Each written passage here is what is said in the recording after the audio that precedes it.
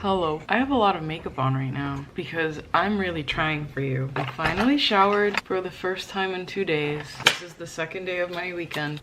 So the reason why I wear my glasses so much is because I have been too lazy and honestly too frugal to order myself some contact lenses. My eyes have a permanent circle around where the contact edge would be because I used to sleep in my contacts when I was younger for years. Like the monthly contacts, I would like the ones that you're allowed to sleep in, but let's say for like a week, I would keep in for a month. And I am too lazy and I'm too frugal because that shit costs like $200 for 3 months worth, right? Also, I lie to myself and tell myself that it's because my eyes will be safer working in the lab and whatnot, but the truth is my eyes are dry all the time and I feel like they hurt. I've had a raging headache since 2 days ago because I was using the microscope for the majority of the day, like a couple hours more than I usually do.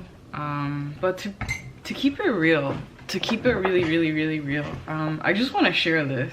I just want to talk. This is gonna be like a little bit different than what you have maybe seen from me lately. I feel like the content where I try the least, I do the best in. I can't explain it, but the videos that have the least amount of editing is what does well. And I kind of understand now what it is that you guys want, but I've been struggling with delivering that. And I don't know that I just want to present myself in one way. I want to show different parts of who I am, and my personality is not always in that like manifesting inspirational vibe. Sometimes I'm just a normal, like down-to-earth human being, and a lot of times, if I haven't made this clear, I do suffer with OCD and depression. And the funny thing about that is that it attacks me the most when things are calming down. So I don't know, but like for me at least, when I started to have anxiety attacks when I was a kid, I noticed that they would come at me whenever I was finally like in a safe place, like visiting my grandparents or something, because it's like finally your nervous system is like coming back down, and then it's like you're processing it, you're trying to expel that anxiety. That's what I've been feeling like a little bit, or so I thought, but to be honest, I'm freaking out and I want to share this with you all. I've been writing stuff down in my notebook.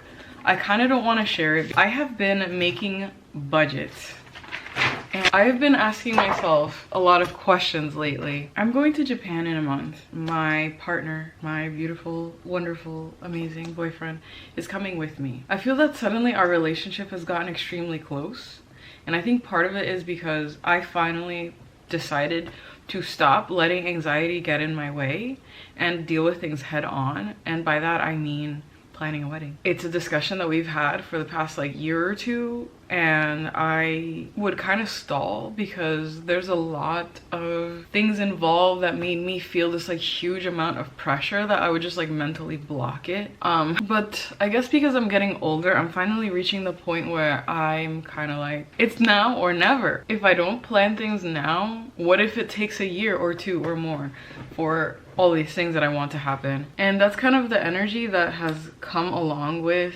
saying fuck it and going to Japan. If you guys don't know already, if it isn't kind of obvious, I'm a weeb, but I have been wanting to make a trip to Japan happen for most of my life since I was less than 10 years old. And there was always a reason why I could not.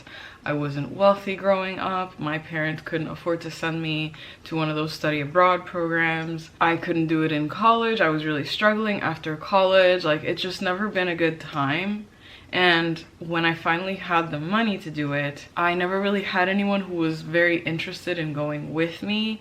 It just didn't seem like the right place, the right time, until finally I was like, you know what? I had one friend who's coming along with, by the way, and he and I talked like once when I was still like a teenager. Hey, if you ever decide to go, don't forget about me. If we're still in touch, I will come with you 100%. And we kept trying for over a year to make the plan happen, and it couldn't because people kept falling off. And I am not about to go and travel the world with a guy friend and nobody else around when I'm in a serious relationship. Neither would he. And people kept dropping off, and I was like, you know what? Fuck it. He found this travel agency that his friend has used. I have known about this agency for a very long time. And I was like, you know what? Let me go. Let me just go ahead and do it. If Sonny can't get the time off for his job, his new job, and I have these vacation days that I'm gonna lose because my job is being shady as hell and they don't pay out all of the vacation days and they don't carry over. Like, they really force people to be in these situations in which, like, let me not get into that, but I'm like, you know what? I may just lose these days if I keep waiting around to use them for other people. And I really don't want to go completely alone.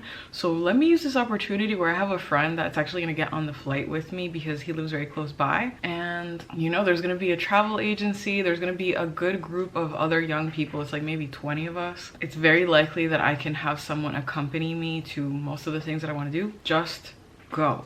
I have the money already. They let me pay in payment plans. I've been paying it for the last few months. And that's kind of been this like driving force. It's been like a culmination of things, and I don't really know what started it, but it was kind of like enough is enough. And that's why I've been able to post online. I guess maybe it's like the age that I am and being older, where it's like, you know what, like, what the hell are we waiting for me and my partner? Let me just go ahead and like, let's take this opportunity. Let's move into this apartment, because what the hell are we waiting for anyway? Like, we wait for a better opportunity and then another year gets wasted and for absolutely no reason when we're finally at a point in time where we can afford it. Why am I gonna wait to go to Japan? Like, what if I never got to go? What if I'm like saving for a wedding and I go take a different 1 or 2 different vacations and I have no time off? What if I get pregnant? What if something happens to a family member? What if, you know, and then I just don't go and a few more years pass and then there's no time, there's no money available? What if I get to 40 and I never went? What if I get to 50? What if I die without going? Let me just go ahead and do it now. And honestly, I try to bring in this energy and my realizations into these videos to give them to you guys, because I don't want you to have to wait until you reach a certain age, until you're older, until you've missed out on an opportunity to have these feelings that I'm having. And then maybe you just missed out. I don't want you to waste your time like maybe I have. And so that's just like translating into all these different parts of my life now. And I've been like really examining my feelings and my understanding of what's going on. I am processing trauma consistently. Like, I give myself therapy. That sounds really odd, but it is possible. I am grieving. I am processing a lot. There's a lot of transformation happening in my life quickly. A lot of it is from the outside. I believe that a lot of it is blessings from God, from my angels and saints watching over me, but a lot of it is also from within, from finally opening myself up and becoming available to these things. And so I have been freaking out. I know that it's gonna, okay, ad is over. My point in all of this is I have felt myself freaking out. I was supposed to go to the mechanic yesterday because I need a new alternator. My car doesn't start on its own. I have been having to jumpstart it with something I bought from AutoZone, and if I use less than the 1200 peak amps, I'm afraid it may not start. I should have done that. I don't know if I'm gonna have to tow my car or take Uber next week, because quite honestly, I felt exhausted. Like, I don't want to deal with this problem right now. And I am thinking of so many things. Like, for example, how long does it take to plan a wedding? Why does every venue cost like $30,000 or more? Do I just have to get married in a park on a beach? But part of me was still like, I don't know, maybe there's a workaround. I can save money. People usually plan these things a year ahead of time. You know, he's making more money now, so am I. I mean, I'm not, but you know, he is, whatever. I'm still frugal in a lot of ways. That's why I bought a 10-year-old car in cash, and I have to deal with these problems because I try to be a very frugal person. Like, to be quite honest with you guys, I have worked so hard. When I met him, like right before the pandemic, like the year or two before the pandemic, I had a really hard time finding a stable job in my career. I was kind of stuck in a dead-end situation. I was broke all the time, and I have learned a lot of lessons from that, which is kind of why I have wanted to kind of pivot into finance videos with my channel, because I feel like that's definitely an important part of my life and I've learned a lot, but that just doesn't perform well. That's why I haven't really dug into it further. But I worked my ass off. There was a point in time that I had 3 jobs. 2 jobs to support me and 1 job, which was basically per diem, just to get more lab experience to get into the field that I'm in now. And I really always felt like I was wasting my time in my earlier 20s, and I really let myself down because I wasted so much time that I could have been building up more experience, getting more certifications. So like, I'm a lab scientist, and the ASCP certification requires a minimum of 5 years experience for me to do that. And I was like, damn, if I had started right out of college, like, where would I be right now? I could be making so much more money than I am. And just things kind of started to like make sense to me that I need to do better for myself. I want to one day be a parent. I can't do that making a little bit above minimum wage. I can't wait on some man to save me, because even if I find one that wants to do it, nowadays, one person making $100,000 a year but having to support a family of like 3 or 4 is really hard. So I need to also contribute if I want to help my family and be a good provider, etc. And I felt like I did so much. Like the 2 years of the pandemic that everybody was not working, I was working multiple jobs. I was constantly applying to better opportunities. I was studying. I was busting my ass. And I thought I did good for myself when finally an opportunity came through and I started to make double what I usually would, my salary. And then plus a little bit of overtime here and there. So I was no longer like barely above minimum wage. I was no longer like $20 an hour or under. I was doing reasonably well for myself. I was helping my family. I was putting aside money. I got myself out of debt. I worked so fucking hard. I would take the bus so that I could put aside an extra $500 or $1,000 when I could easily afford a brand new car. And I only gave myself small luxuries here and there. I didn't really travel that much for years. And I'm reaching the point where I'm like, damn, now I'm in my 30s. It's finally the right time. His job is falling into place. We've been living together here, like without roommates, without family around, and we kind of understand our dynamic for an entire year. We've grown actually closer, and I'm getting stressed out, so I can't just let it come out. That's why I'm like stalling telling you.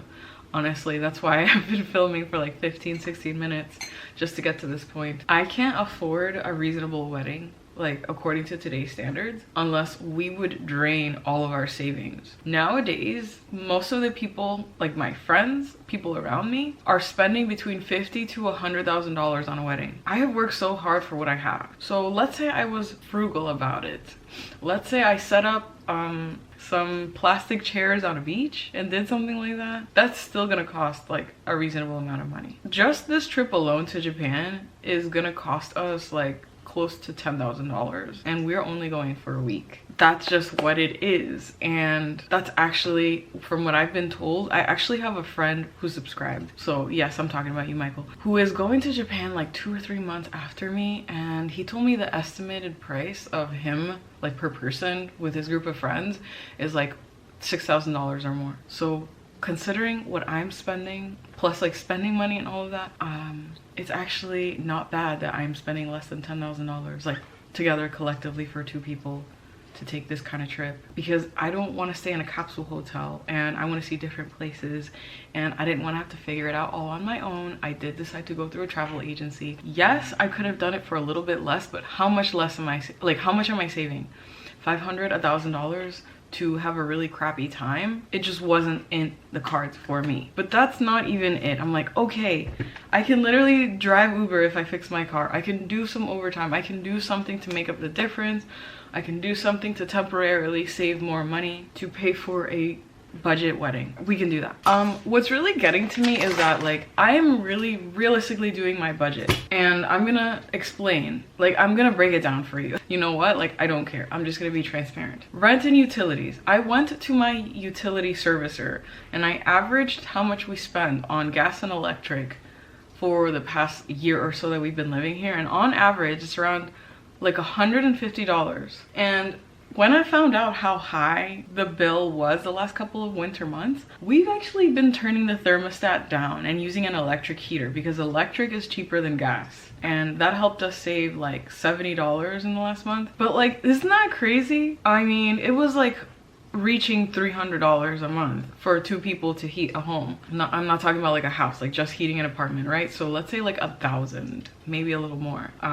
For the rent, it is very typical in my area, like on a lower end, for like a 1 or 2 bedroom around here to be like close to $2,000. It's quite normal for people to actually spend like $3,000 renting a floor of a house or renting like an apartment with like 3 bedrooms or more. So like if you have an entire family, like 2 kids, husband, wife, whatever, you need an office, you have 2 kids rooms, it's not uncommon to spend like minimum $2,000 for anywhere that you squeeze in.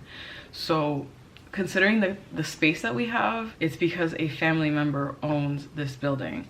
That's why things are actually better than they could be. Okay, I am a very frugal person. I'll be quite honest with you all. I had been using the same concealer from, I forget what the Shape Tape one that's really popular.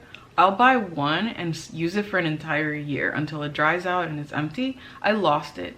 I got this e.l.f. one on discount for like $3 a couple of months ago, and it turns out it's actually not bad, so I didn't bother to buy a new one. This Ipsy bag, I decided to start buying this type of thing because it's only $20 a month, and I thought it would be nice to try out small makeup that fits in the small bag that I have. I like having a small purse. This sounds like a tangent, it's not. I have a small purse because I realize that I tend to carry a lot, and that hurts me. I have a neck injury. And sometimes when I've been carrying a lot of things, holding on to a lot of physical stress, or doing a lot in my job, the tension causes my bulging discs to put pressure on my spine such that I can't sleep through the night because parts of my body go numb and I wake up from that. That's why sometimes you'll see that I talk about how I'm feeling not well. That's like a big thing that affects me. If I can't sleep, like it just affects all other areas of my life. It affects my hormones, it affects my mental health, or whatever. This lipstick is on its last leg, right? I've been using this for like 3 to 6 months. This is the Maybelline More Stone 488 shade. It's my favorite. I pretty much started to use this every single day. This is the only thing that I would use, and depending on if I used it with a chapstick or something or a lip gloss, it looks like a slightly different shade. One lipstick, one blush. I've had this blush for over a year and it's a little bit broken, but the product is still there. It lasts me a while. I can make this blush last 2 to 3 years. This is the first makeup palette that I have personally purchased in a couple of years. I have a smaller makeup palette that was given to me by my sister-in-law. I have something else that Sunny gave me because we have a friend that works in a pharmacy and there was some like good deals going on. I generally don't use much eyeshadow, or I can just use 1 or 2 shades. I know how to make things work. This lip liner, I finally replaced it. This is one purchase that I did make. I was lucky enough that this exact shade, 130 Dusty Rose Maybelline, is the exact one that I had before. And it was on sale for like $5. Again, we know people and I shop for deals. I'm gonna try to make this last for like at least 1 or 2 months. Lip liner doesn't last that long for me. But this is just because I need to give myself a break. Also, I'm replacing my other lipstick with this one. That's what I'm wearing right now. It's a little bit more pink. I don't like it, but it was only $5. So what I'm trying to say is, if I go over $20 worth of makeup in a month, that's too much. And I know I don't need it, and I know I don't need high-end things. I make things last. I'm a frugal person. I stopped going blonde. I've had comments asking, why does my picture of my profile on YouTube look so different from the person who was talking to you in the video?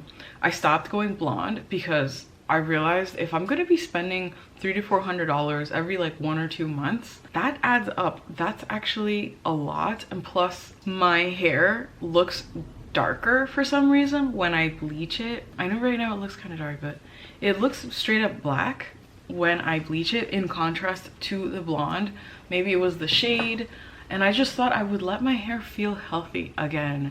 Like before I start going gray or something like that. I know I probably have a lot of time still before that happens, and I am probably exaggerating, but toiletries, like how much does toilet paper cost nowadays? $10, $20? Paper towels, dish soap. I'm seriously looking at the amount that I use on like personal care, like just one sunscreen on the month.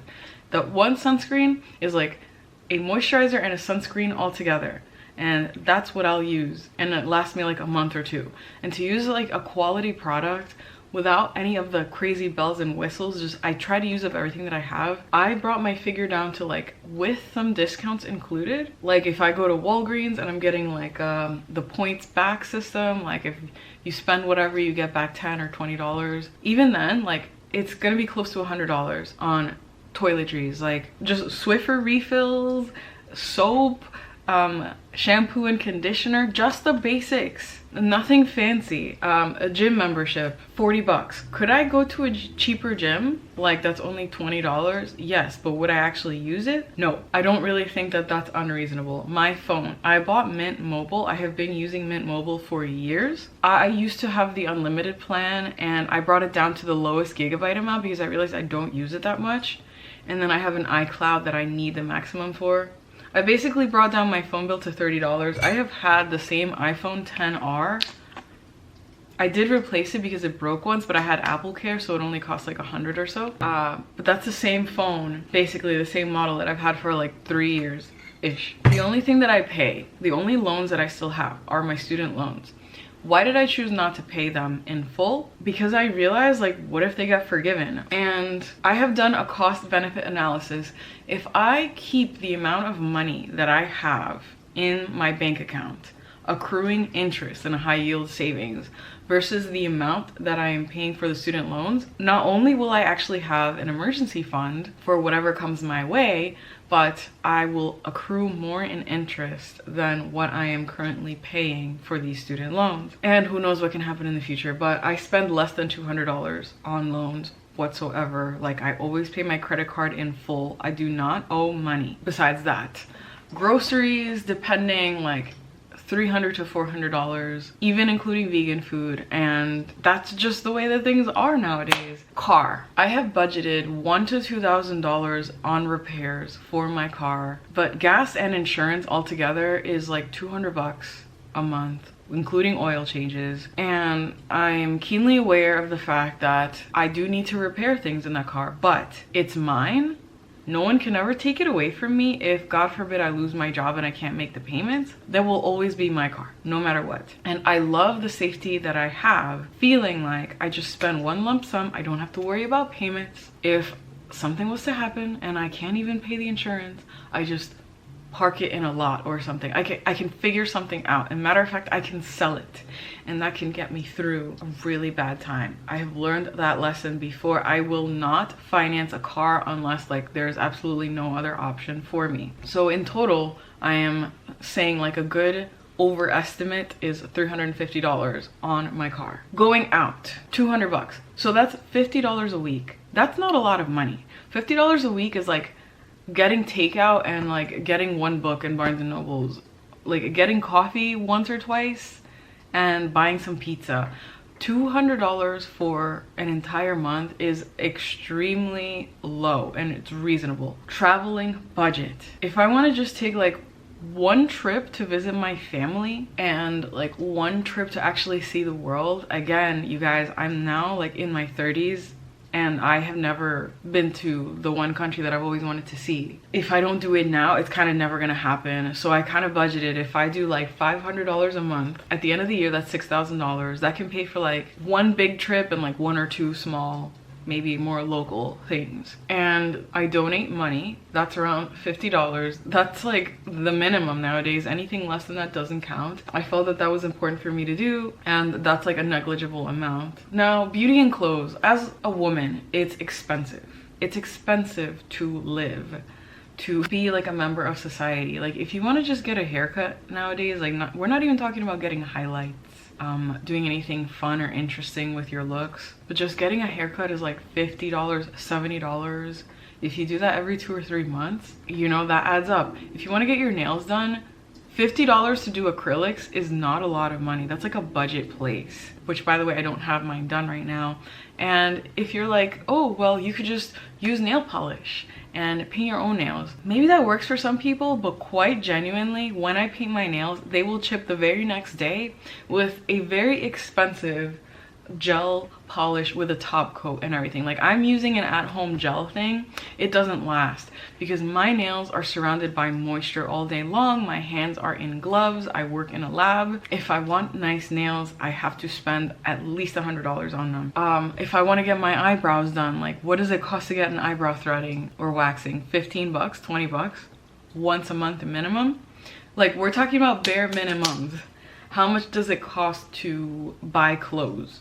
If you go to like anything that's not extremely fast fashion, like if you just go to the mall, how much is a pair of jeans? $40, $50? How much is a t-shirt? $20, $30 minimum. We're talking like discount prices. It is not outside the realm of possibility to only buy things very frugally, but if you actually want to take care of yourself as a woman, it's not uncommon to have to spend like $500 a month. And we're not even talking about things that like people get. Like, I don't do any cosmetics. Like, I don't do Botox. I don't get facials. I'm all natural, baby, because it's expensive not to be. And I mean, obviously I like my face the way that it is, and I am kind of scared to do some procedures, but maybe I would have done something by now. Like, something I'm really interested in, I've always been interested in, is laser hair removal. I don't want to shave my legs anymore, ever again. I would love to not have to do that. How much does that cost? Like a few $1,000s. So if you divide that up over the course of a year, that's like minimum $100 just to do like your legs. Anything at all cosmetic beyond the bare minimum. You know, like buying lotion just to keep your skin nice, 10 bucks, 20 bucks a month. Buying a razor, again, $10, $20. It all adds up. It is not uncommon to spend like $500 on beauty things as a woman as like the bare minimum. So when you add up everything that I've mentioned, that's over $3,000. That's like $3,000 to $3,500 on just surviving, on splitting bills with a partner. If you earn like $60,000, $70,000, $80,000 a year gross for a single person, that's like, I don't know, 3,000 something to like less, like $4,500 a month after tax, and let's say after like your health insurance benefits. And then if you want to contribute to any kind of savings, which I'm at the age to think about that, like how much am I putting away? Like, does 100 or 200 bucks a month, is that really enough? Is that going to be enough like later on when I'm old? Like, is Social Security going to be around? I have to think about these things. So what would be left given like an average range of what most people earn? Again, people who are in jobs that require like college degrees. We're not talking about like a cashier in your local supermarket. We're talking about like working class people. How much do you have left? $500, $1,000. That's it. How much does childcare cost? I'm getting to the point right now. That's what I've been building all of this up to. Taking care of a child. I've had this conversation with a coworker of mine, really sweet girl. I've just been getting to know her recently. She just came back from a maternity leave. That's why I didn't have the chance to know her. And we had a little bit of a conversation. We exchanged phone numbers. She was telling me that for her one child, her first kid, to go to daycare, it would cost her a minimum of $350 a week. Plus an extra bedroom in the place that you're living in, plus food, plus clothes, plus health insurance cost, medical bills, anything beyond the bare minimum, you're going into debt. And this is like with two people earning the same amount of money. This is like if myself and my partner, we both earn the same amount. That's the reality. There's zero left. There's not enough to invest into the future. There's not enough to pay off a significant amount of debt. You need 2 full-time jobs from 2 people just to survive in today's economy in America. Pretty much anywhere, unless you're like in a literal farm or something. And I'm fed up with it, is what I'm saying. For the past 5 years of my life, I have been working my ass off to be in a better position for myself, for my family, and for my future family. And regardless of everything that I've done, it is not enough. There's no like wiggle room. If you want to save, you can't have kids and you can't be living. If you want to live, you can't have kids and you can't significantly save. You know what I'm saying? Like, if you want to have kids, you can't live, you can't save. You got to pick one of the 3, basically. Even with a dual income household, you realistically need over $100,000 of gross income to set yourself up for any kind of reasonable retirement to travel again, just like once a year, to have anything beyond the bare minimum. I have a 10-year-old car. I'm not drowning in debt. My rent is lower than most. I don't go out like crazy. This camera, this Canon G7X that I film on, I probably purchased like 3 or 4 years ago. Half of the furniture in this place has been purchased used. Honestly speaking, this has gotten me down a route of depression because I think, hey, it's time for my hard work to pay off and to have some really good experiences and start living my life, because now especially my partner is more comfortable in his career and he's making more money. Maybe now it's time to finally stop working my ass off and killing myself and hurting my body, just saving and scraping. Now it's time to do things. And I can't really be that excited about the trip that I've been wanting to go on for the majority of my life, because I'm just thinking about how this one trip is costing so much money and it's only for 1 week or a week and a half, and that's it. That's what I get for 20 plus years of my life, all of my schooling, all of my education, all of my hard work. I finally get to this point and I really want to be positive. I really want to just be able to come on here and just give you guys this message of like, everything is great. Stop believing in limitations. Look for what's gonna come like in the future. Look for what's possible. But I'm a real fucking human being, and before I can get to that point, first I need to process my grief over how I could have spent 2 years at home in the pandemic, laying on my ass, being a bum, doing nothing, having a good fucking time, or just pumping out content over and over again and making YouTube happen, like giving myself that opportunity like many people have done. But instead I said, you know what? I want to make my career happen. I want to be a stable provider. Fuck what I want.